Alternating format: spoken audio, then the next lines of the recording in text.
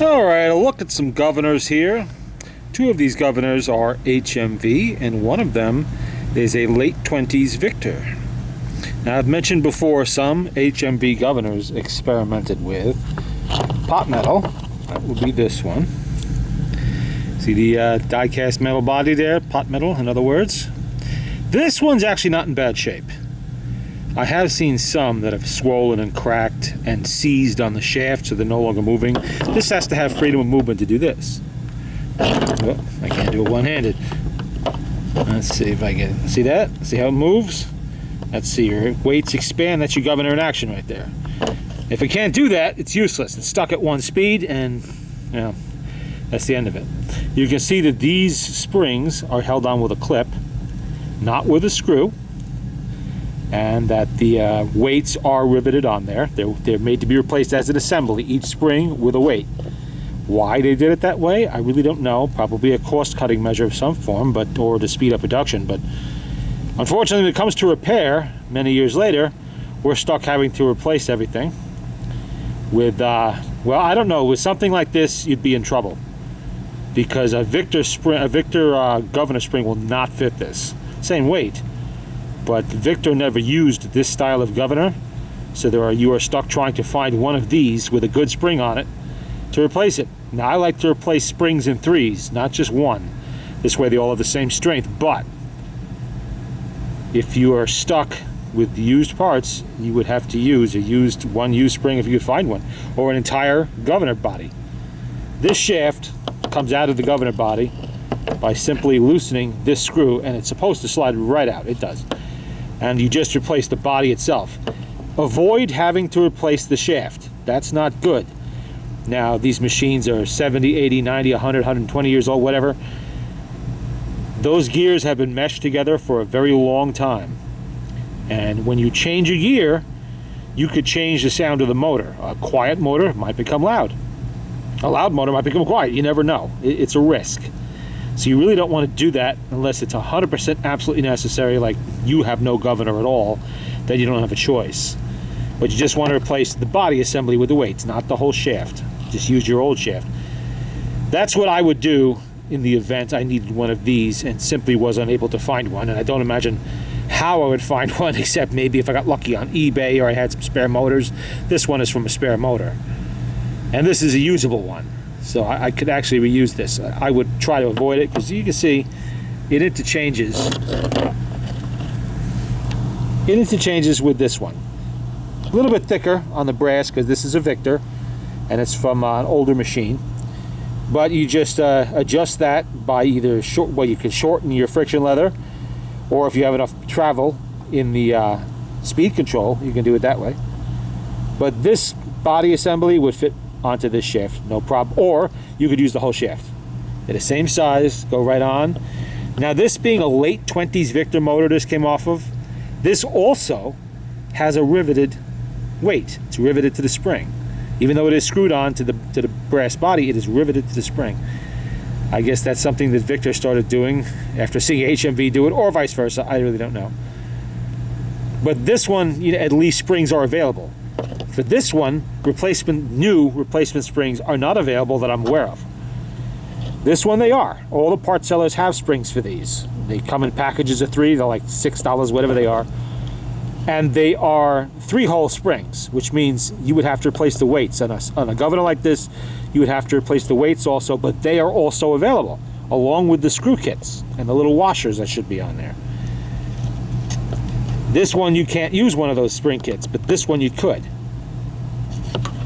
And here, we have the one that came off that motor over there that I'm working on. This is the early HMV 102. It has screwed on springs, no clips, brass body, riveted weights to the spring. Now, there's a reason why you always take off your governor and check everything on it. You want to make sure that the springs look in good shape. If they're in good shape, there's no reason to replace them unless you suspect that they're weak and they're causing an erratic speed. But these ones look very nice, and I suspect I know why. Do you see it? You see the little problem I found? Let's see if I can zoom in on it. Give me a second here to Find the zoom control. There we go. Okay. You see that? Whoops, we lost the focus. Okay. Look how close that is to coming right out. I don't know yet if that's cross-threaded. I'll find out. I don't think it is. I can repair the threads if it is, so I'm not too worried about that. That's in there, maybe 2 or 3 threads, and that's it. And it could have been that way since 1934 or 1950 or whenever. Somebody got careless, and they forgot to tighten the screw. The other ones look okay, and at least the washers are in place. See the little washers that are under each screw cap? Those have to be there. There's your screw for the that holds the the shaft in place. And you can see the rivet there on the weight. And this is a brass body, so there's no problems with sticking or cracking or anything like that. But that's why you always take these out and you check those screws. You have to be very careful putting these screws in. One, you could cross thread them. They're very tiny. I know they look big on camera, but they're very tiny in reality. Let me zoom back so you can see what I mean. Yeah, they're tiny little screws. You could cross thread them, or you can snap them right off. I've seen that happen. You don't want to go Hercules on these things and try to super tighten them. You have to have a feel for them. You snug them up nice, but you don't get carried away with the tightening. Be very careful. And check them periodically. When you do your yearly maintenance or whatever, make sure you just eyeball them. Make sure nothing looks like it's screwing out. If that had been done with this machine, somebody would have caught that before I did, just now. And if that screw comes out, you're going to snap that spring off more likely than not. It's going to make a racket in there, and you'll end up having to replace everything. Now, if you broke a spring on one of these because they have those riveted weights, you'd have to buy the whole kit. The weights, the springs, possibly the screws if that one flew away and you lost it. Now, you will need the screws for these, so you would have to buy the screw kit. That's probably close to $20 in parts, maybe a little bit more than that. But at least they're available. And Victor and HMV, if they have the screwed-in springs of this style of motor, they interchange. So there's your die cast. That's an early Victor. And the one I have to fix. Worked all day on that motor yesterday to get it cleaned. Spring wasn't too bad. Gears look all good. Everything was there. Nothing was missing, so that's good. Except, of course, with the auto brake. That we don't have. Unfortunately, it is missing parts. I suspected it was. And we had some problems with the bearing caps for the governor. One of those right there in the middle. Somebody allowed it to rust, and the ball bearing was so badly rusted into that cup. Nothing I did would get it out. I got one out that wasn't rusted. The other side was, and it was just impossible. That was the end of it. Soaking for days and days and days and banging around with it.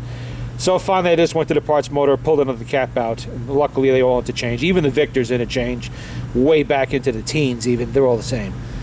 So I was able to salvage one, and I'll have to use it to repair that. That's what happens when machine does not get proper maintenance. And I suspect it really wasn't getting the maintenance it should have been getting, even when it was still being played. This isn't really something that happened when it was sitting in storage somewhere. That kind of lack of lubrication goes way back.